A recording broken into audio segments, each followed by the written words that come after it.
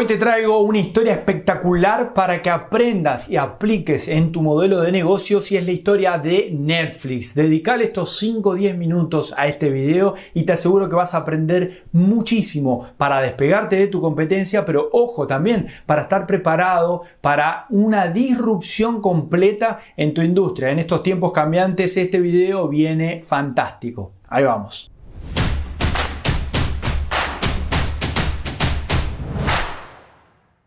Te doy la bienvenida de nuevo a este canal. Mi nombre es Miguel y acá vemos procesos, herramientas y estrategias para llevar tu empresa al siguiente nivel. Estoy acá para ayudarte, para asistirte y para escucharte también. Déjame tus comentarios al respecto de este video. ¿Qué te pareció? ¿Tenés dudas? ¿Cómo llevar a cabo todo lo que vas a aprender en tu empresa? Suscríbete y haz clic en la campanita también para no perderte ninguna de las novedades.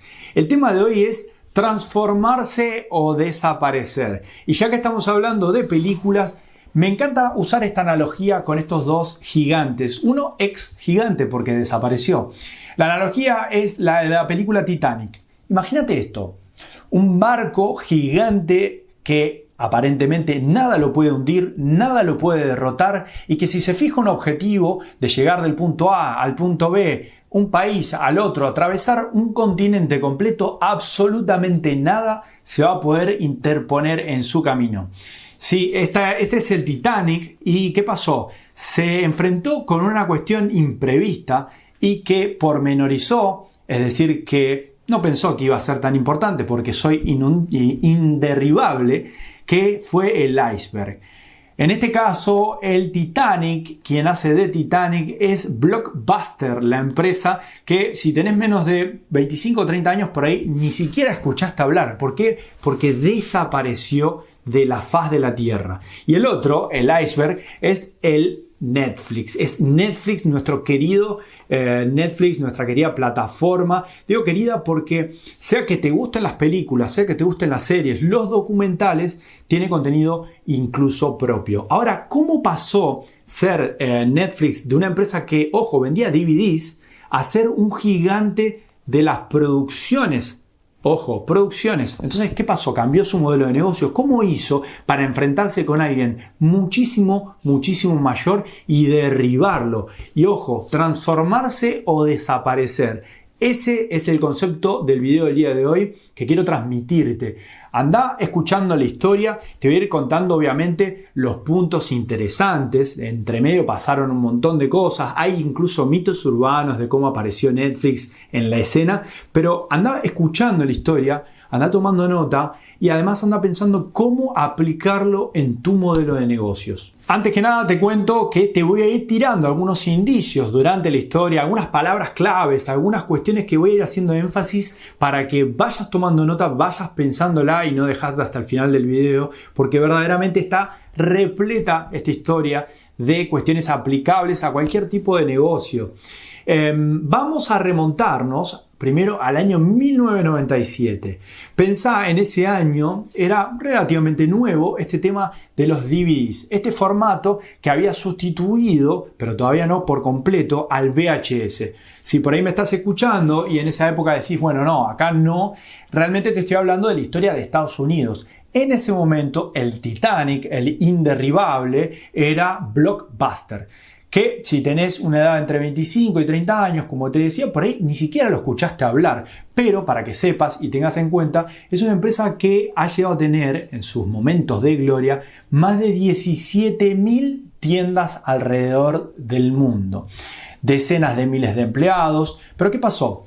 Este negocio tenía una forma de expandirse, una estrategia de expansión y de escalamiento, de escalabilidad, que lo que hacía era instalar un nuevo local físico al cual vos tenías que ir y alquilar las películas. Entonces en ese momento vos tenías que trasladarte a ese lugar, alquilar la película, te la llevabas a tu casa y después la devolvías en ese lugar. Como todos los alquileres, todos los videoclubs que hubo en todo el mundo. Bueno, imagínatelo a una escala colosal, eso era Blockbuster. En 1997 ahí aparecen los primeros mitos de cómo surge Netflix. es irrelevante. Lo que importa es que aparecen con ya una vuelta de rosca, una vuelta inteligente de estos creadores de Netflix que dicen, ¿cómo voy a escalar de manera de cubrir todo Estados Unidos si tengo que poner una tienda en cada una de las ciudades? Es inviable, es imposible. Además, la gente se tiene que trasladar, es mucho más lento. Y si hago alguna alianza, primera palabra clave, si hago alguna alianza con alguien que los pueda llevar a estos DVDs, va a ser mucho más rentable mi negocio. 1997 aparece un mini iceberg en la historia que es Netflix. ¿Cómo?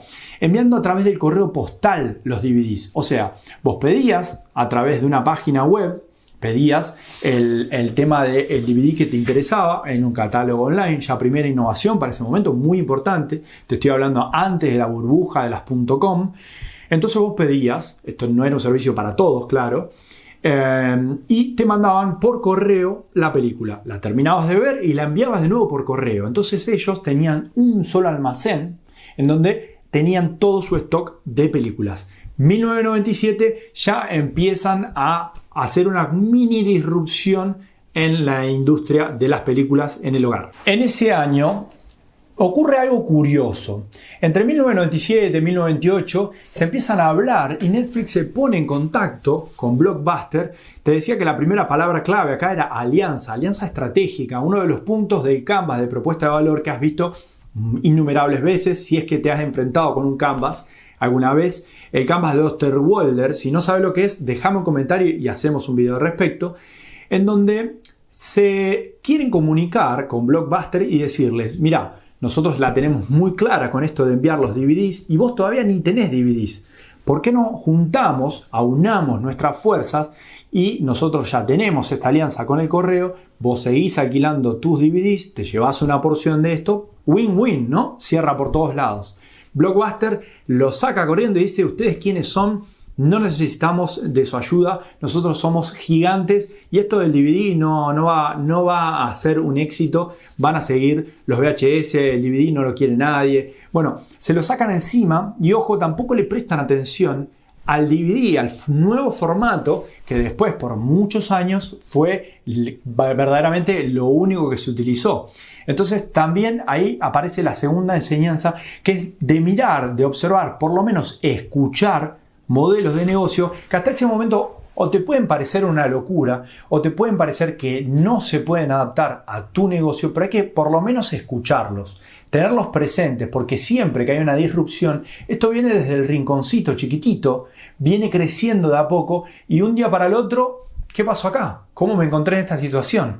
Cuando se habla de disrupción en una industria se habla de ecosistema. Dentro de un ecosistema aparecen estos mini jugadores, estos chiquititos, que verdaderamente son los que sacuden el ecosistema. En este caso, como te decía, era el pequeño Netflix. Y ahora, en 1999, aparece la primera disrupción verdadera de Netflix. Si no viste todavía el video en el que te comentaba cómo es una disrupción, ¿qué pasa? ¿Qué es esto cuando uno dice innovación disruptiva? ¿Qué 4 componentes tiene que tener? No te pierdas el video en donde te cuento el caso con Spotify, que verdaderamente es muy parecido al de Netflix, pero no tenía este eje colosal, esta empresa gigante a la cual correr como Blockbuster. No había verdaderamente una competencia tan grande para Spotify. En 1999, ¿qué hace Netflix? Piensa que debería haber un nuevo modelo de negocios, que para alquilar una película en tu hogar no tendrías que pagar por todas las películas individualmente, sino que establecen lo que le llaman flat fee, es decir, una renta fija todos los meses, que además tiene múltiples beneficios. Esto del flat fee lo podemos charlar en otro video también, y si no, déjamelo en los comentarios. Entonces, en 1999, insisto, imponen esto que verdaderamente desbloquea de una manera impresionante su crecimiento. Seguimos en Estados Unidos, pero un crecimiento tienen tremendo. Ahora la gente podía pagar unos 7, 10 dólares aproximadamente, dependiendo de 1999 cambian varias veces el precio, pero es irrelevante. Puedes pagar un precio fijo y mirar todas las películas que quieras. Ahí empiezan a aparecer en la escena y otros, Blockbuster todavía seguía sin mirarlos. De hecho, los creadores de Blockbuster declaran en una entrevista que ni siquiera los ven en el radar de la competencia. Pero aparecen y van creciendo, van tomando un poco más de impulso y empiezan a facturar millones. Un año después, ya Netflix, un poco más confiado de sus números, de su rentabilidad, va y aparece un caso que esto es impresionante, que hubiese pasado si decían que sí. En el año 2000, Netflix se acerca a Blockbuster y le ofrece venderle la empresa con todos sus bienes por 50 millones de dólares. Obviamente, vos que estás del otro lado, que tal vez te parece muchísimo, 50 millones, pero déjame que te diga que para el mundo de las startups, y ni hablar para una empresa que hoy Netflix está facturando más de 20.000 millones de dólares, así que verdaderamente tenían un potencial, los números cerraban muy bien y Blockbuster dice, ni locos, no vamos a comprar esta empresa, no nos interesa su modelo de negocios, no nos parece que este negocio pueda llegar a ser rentable y no vamos a recuperar la inversión. Más allá del número, pensá qué hubiese pasado con Netflix si Blockbuster los adquiría. Tal vez hoy no tendríamos toda la innovación del on demand, esto de consumir, de tocar un botón en tu control remoto y poder estar al alcance de una cantidad enorme de contenido. Así que en ese año, en 2000, nuevamente Blockbuster rechaza al pequeño, no tan pequeño, Netflix. Entonces en ese año se dan cuenta los creadores y ya su equipo creciente de Netflix, dicen, ok, vamos a tener que seguir innovando. Y esa es otra de las palabras clave. Siempre se mantuvieron a la vanguardia de las nuevas tecnologías.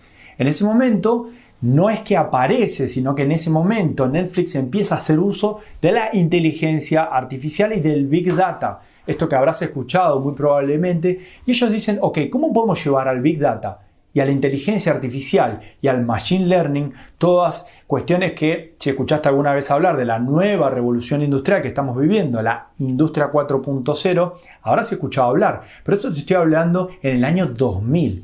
Esta gente dice, ok, ¿cómo podemos llevarlo al mundo de nuestro negocio? Inventan una cosa que se llama Cinematch, que era un puntaje, vos ponías un puntaje de 1 a 5 estrellas y después, mucho tiempo después, lo cambian por el pulgar arriba o pulgar abajo. De hecho, un dato de color que YouTube también hizo lo mismo. Al principio vos votabas con 5 estrellas.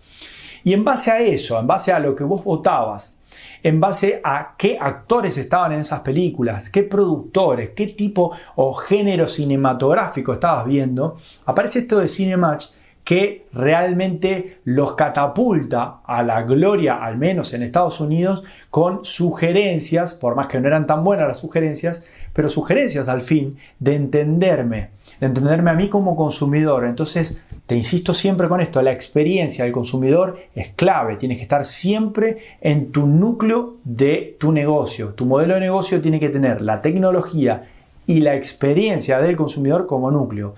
Tercera palabra clave, entienden mucho al consumidor. Entonces ahora no solamente te escucho, sino que te ofrezco contenido que sé que muy probablemente te va a gustar.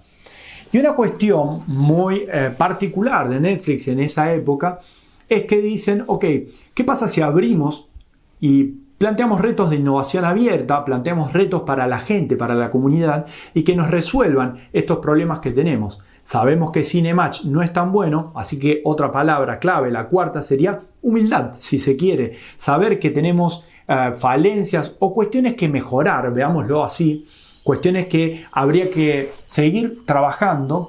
Entonces lanzan un reto con un premio de $1 millón a quien pueda mejorar al menos un 10% el algoritmo de Cinematch. No era tan fácil. A un grupo de investigadores les llevó 3 años descifrar este algoritmo y poder mejorarlo, una cifra del 10%, pero fíjate ahí también cómo esto hasta incluso en su momento, este premio tan grande, tan importante, incluso le sirvió como una campaña de marketing viral súper exitosa en los medios de Estados Unidos. En el año 2002, ¿Qué pasa? Netflix sale a la bolsa, como se dice, hacen un IPO, una oferta pública, y venden más de 5 millones y medio de acciones con un precio de acción que rondaba entre los 15 y 17 dólares, lo cual hace que también ellos necesiten ampliar su equipo y tengan las capacidades para ampliar el equipo, y algunos años después, entre 2005 y 2007, empiezan a trabajar y lanzan lo que hoy conocemos como Netflix.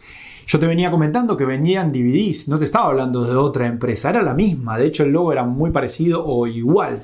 2007 lanzan el Video on Demand, es decir, que vos puedas pagar, seguimos con esto de pagar fijo, un flat fee, pagar fijo y acceder a todos los contenidos, pero ahora a través de tus dispositivos móviles. Una de las palabras clave que yo te mencionaba era lo de alianzas. Entonces, más o menos entre 2007 y 2009 empiezan a tener un par de alianzas muy importantes. Una es con Apple, aparecían los iPhone, con Sony para que las PlayStation traigan ya instalada por defecto Netflix, y con algunos fabricantes de lo que en ese momento se vislumbraban como lo que hoy son los Smart TVs, para que ya lo traigan instalado. En 2009 Netflix sigue teniendo ese mega almacén de DVDs y llegan a los 100.000 DVDs y más de 10 millones de suscriptores. Ojo, el modelo de negocios era dual. Era, por un lado, personas a las que les mandamos y recibimos los DVDs por correo, y otro era lo de Video on Demand. Y para acelerar un poco la historia, en 2011 empiezan a expandirse y salen de Estados Unidos, rompen las barreras. ¿Te acordás que al principio del video yo te decía esto de la escalabilidad? Si tu modelo de negocios necesita de un local en cada una de las ciudades que vayas a conquistar, no significa que sea un negocio que no vaya a funcionar, pero sí que es un impedimento bastante importante a todo nivel, no solamente a nivel económico, para poder irte, por ejemplo, como hizo Netflix, en un año a Europa, en otro año conquistar todo lo que es Sudamérica, y así poder expandirse en muy corto periodo de tiempo e incluso ir probando contenidos y cuál era la aceptación en diferentes continentes. En 2013 aparece House of Cards. No sé si la escuchaste hablar, no sé si la viste a la serie. Fue un éxito, pero tan grande que realmente marcó una época dentro de los contenidos de Netflix. Pero ¿cuál es el secreto de House of Cards y por qué te lo estoy contando si te estoy hablando del modelo de negocios?